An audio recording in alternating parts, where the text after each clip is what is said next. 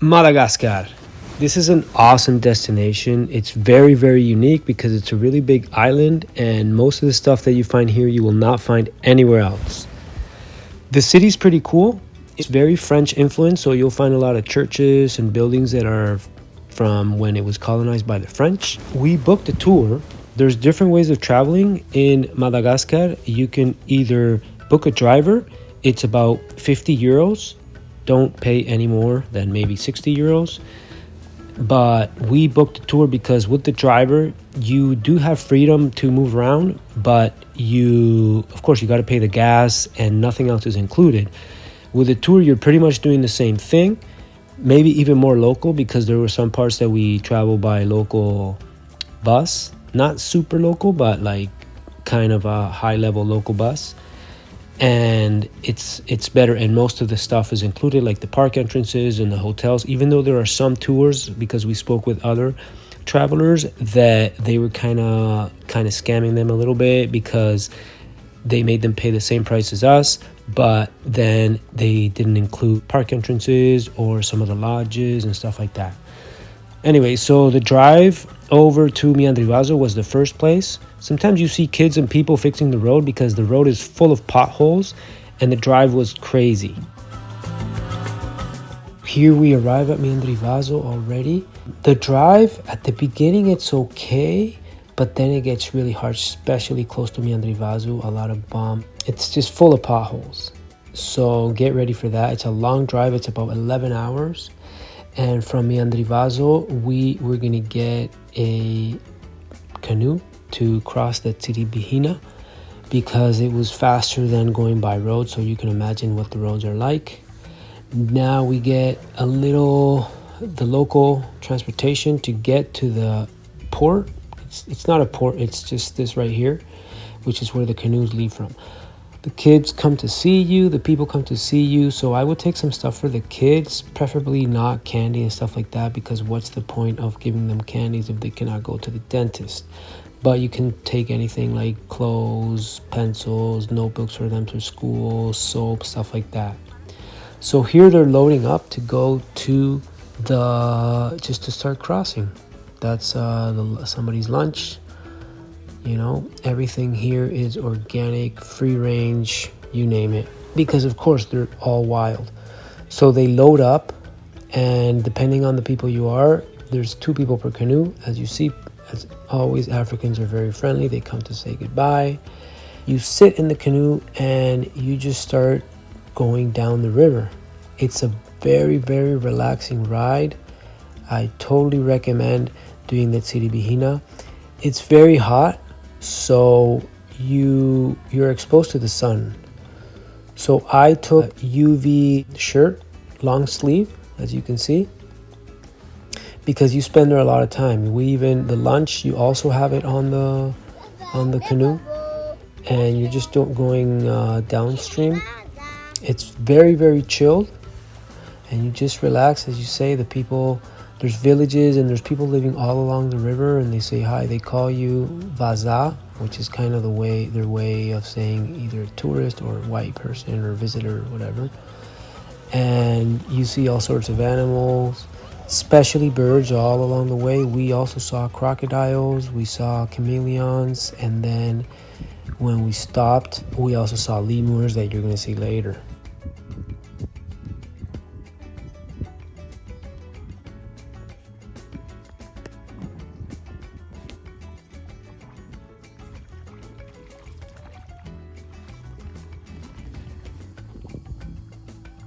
We did a couple of stops also on the way to visit a town, a very local town, because there's people living all along the way. There's also a lot of tobacco plantations, rice plantations everywhere, but you also see that in the beginning when you're leaving Antananarivo. Antananarivo is also a lot cooler in temperature than here. Here, as I say, it's hot. We went at the beginning of the summer, which would be spring, so probably around autumn. It's going to be like that too, closer to summer. We stopped here at the waterfalls, which were amazing. The waterfalls are so nice and clean, and the lemurs were there. Actually, they come down to drink water. These are one type of lemur. There's around 100 species of lemurs in Madagascar, and lemurs are from Madagascar. There are no lemurs anywhere else in the world. They're probably pretty used to seeing people passing by, so that's why they're not that afraid, and because that's where they drink water. They're very inoffensive, they're very cute, and these ones go in like families. There's different type of behaviors depending on the lemur, and you're right there at the feet of the waterfall. You can also go swimming in the waterfall.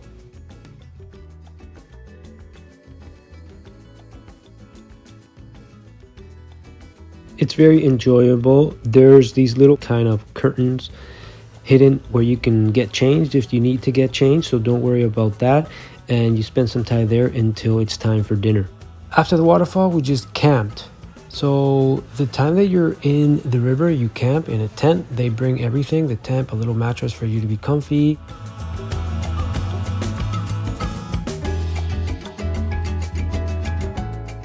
We ate, I kind of had vegetarian, and the other traveler had just their beef, that's called zebu, and chicken, as you saw.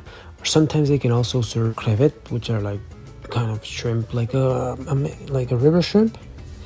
And this little kid came to visit us from a village down there, and he stayed for us for breakfast. We had eggs for breakfast, and fruit, and milk, and coffee.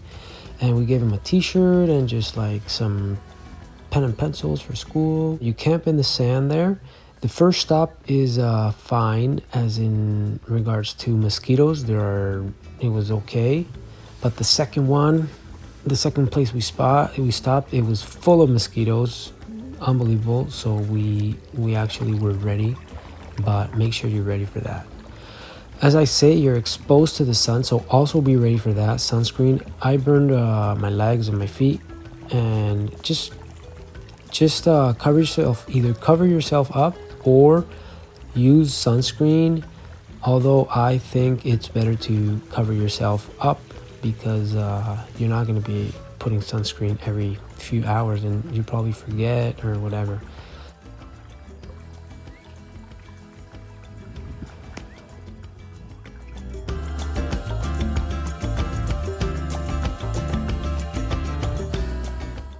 As you go down the river, it's really nice because you see the way people live around there. So you will see them washing their clothes. You will see people just chilling by the river. You will see people fishing. You will see people farming rice, farming veggies, just living their life. There's also a possibility that it rains sometimes. You do have an umbrella. You can either use it to cover yourself from the sun, but also you can use it, of course, when it rains, but you'll be all right. The rain will not sink your canoe, so it's okay. There's also some people travel in a bigger boat, but I honestly think that it's a lot better to travel on a canoe. It's totally different. As you've seen, you're very low.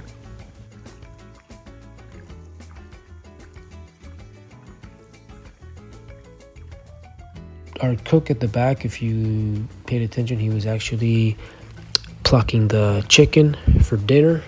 They literally just cut the chicken's neck minutes ago, and because we're gonna stop soon at sunset. And the second night, as I say, we stopped here at the sand dunes, which was very beautiful.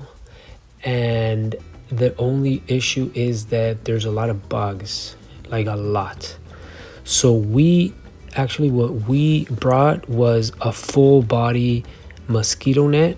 It had gloves, it had like these little socks, and it was perfect. The location is unbelievable. As you can see, this is the sunrise, and we spent there the night. The kids came to see us. We gave them breakfast to everybody, but there's a lot of kids, so make sure you have enough for everybody, because just so they don't fight. And just like that, we made it to Belo.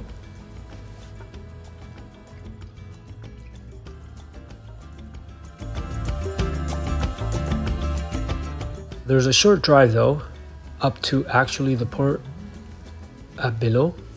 It's about 2 hours, as you saw. But now we are actually at below, and to cross to the other side, we have to put the jeeps on these kind of boats or to cross. And then from there, you have to drive 4 more hours to make it to Bekopaka, which is where we were gonna visit the Tsingy.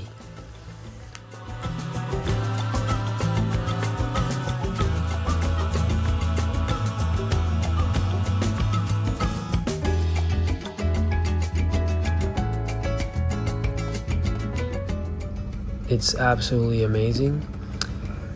Just make sure though, because make sure you check the details of your accommodation, because sometimes you're already 2 days camping in the river and then you're 2 more days in a campground in Bekopaka. It could be a lodge or whatever, but make sure you're okay with that because it gets pretty long. You haven't showered in the river, you haven't washed your clothes, so for some people that might be uncomfortable. This is the Tsingy. The Tsingy is really cool. It's these formations of rock that were underwater. So there's a lot of just like fossils of seashells and stuff like that. And you also get to see a lot of animals. It was very cool because we saw another type of lemur, the white one. We also saw the night lemur. He just popped out 1 second, but it was an amazing moment. It's called the lemur, the sportive lemur. The white mother was with the baby. It was absolutely incredible. We were very lucky, the guide was telling us.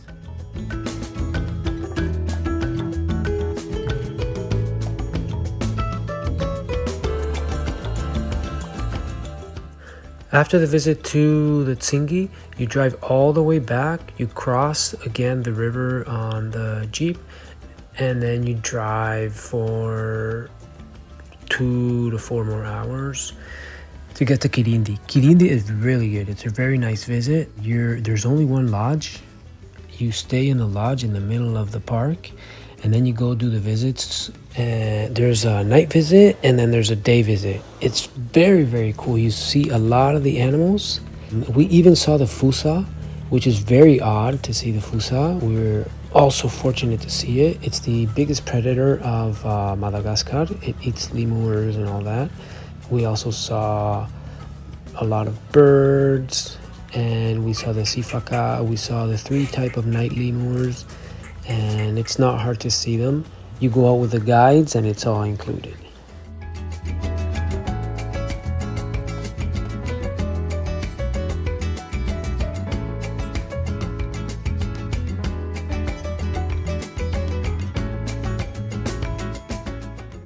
Then from there, we drove to Morondava, which is where the Baobab forests are, and just before Morondava, you go to the Avenue of the Baobabs.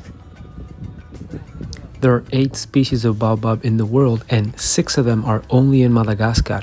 This area has 3 specific species, which are the Baobab za, Baobab funi, and the Baobab grandidieri. Before you get to the Avenue of Baobab, you will make a few stops of interesting baobabs, like for example the lover's baobab and stuff like that. You're in the forest of baobabs. A lot of them have been cut because they used to use it for the roofs of their houses, but now it's kind of controlled, and because of tourism it's kind of keeping up. As you can see, the road is unpaved. That is pretty much the whole thing until you get closer to Morondava, and it's just a magical place. People stay there for the sunset. The sunset is magical. It's so beautiful. And as you saw, there are no drones allowed, and that's probably something new because tourism just spoils everything. So make sure you don't kind of violate that rule in respect. So we made it then to Morondava, and then we still had to visit a few other places. We went to the fishing town.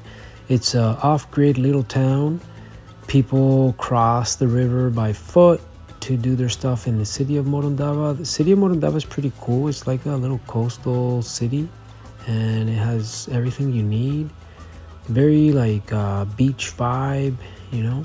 In our visit to the city, to the town, where again they sustain themselves by fishing. It's a fishing town. It's off grid. They played some music. We also went to visit a school.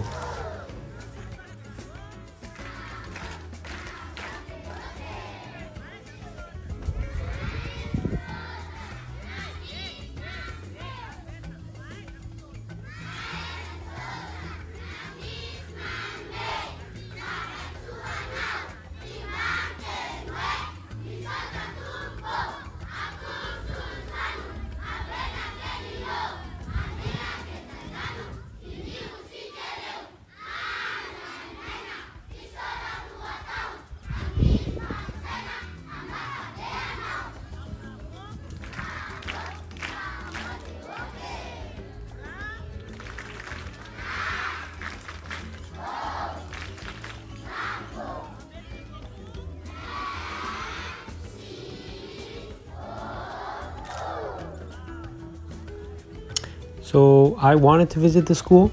You don't have to, but it was quite interesting because the principal, showed me how everything worked and how much they pay, for example, because it's not free. The government does not pay for the school. They have to pay for the school, which is about €5 a year. And then they also have to pay for their books, which is another €5. I asked her about if the government actually sends the money, if money is sent to them, and she said that no, that the government normally keeps it. So she kind of had on her chalkboard, she put her WhatsApp, and she says that the best way is actually sending Western Union. She was pretty trustworthy, and you could actually see the work that she does with the kids. We drove all the way back to Tsiribihina. Tsiribihina, as you can see, people have their jackets, so it's a little bit cooler because it's higher in the mountains.